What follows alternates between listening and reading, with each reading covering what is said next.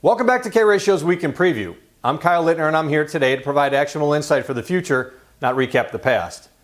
In this week's episode, the dominoes continue to fall as we now have all of the makings of a sustained freight market rally. We'll break down what that means for you this week, but first let's take a look at where the freight market currently stands.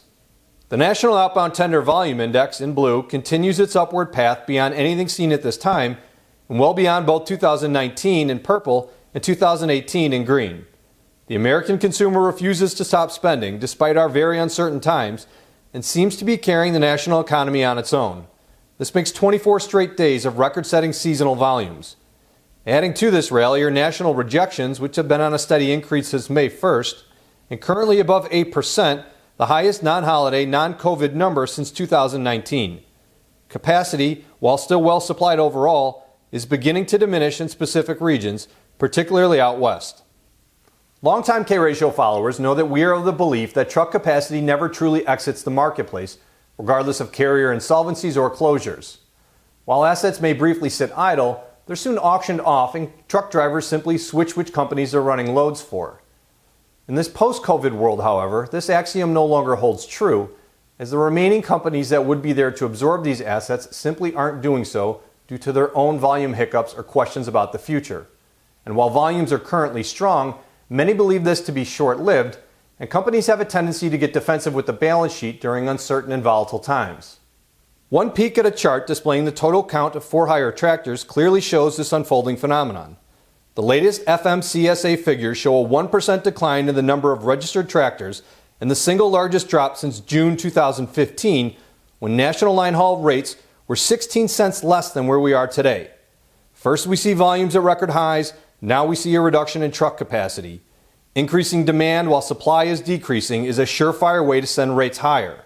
And speaking of rates, the market rally continues with national long-haul rates at $1.58, equal to the high water mark seen during the COVID restocking peak, and we've yet to hit the end of June. Obviously the future is unknown, but the conditions required for a sustained freight bull market are in place if volumes remain high. And that is the ultimate question. How long can strong volumes last? We all have our opinions on the economy, and while I find myself in the bearish camp, I'll offer one notion not often heard with respect to strong volumes. Those still employed enjoy a higher proportion of disposable income, and with restaurants, bars, and travel off limits to many, that discretionary spending only has one place to go. This chart breaking down the latest retail sales report clearly displays what I'm talking about. Ignore the month-over-month change. We all know April was terrible and May was better, but pay attention to the categories at the top. The resilient U.S. consumer, accounting for 70% of U.S. GDP, is disproportionately spending money on goods produced overseas, and that is great news for freight. Port volume leads to drayage, to intermodal, to long-haul OTR, to warehousing, to everything we're seeing in from outbound LA to the entire western region that's disrupting our entire national supply chain. What's this mean for freight this week? Well, you can expect more of the same out west, as LA's problem has now spread beyond Stockton, Phoenix, and Salt Lake City. It's become a national issue.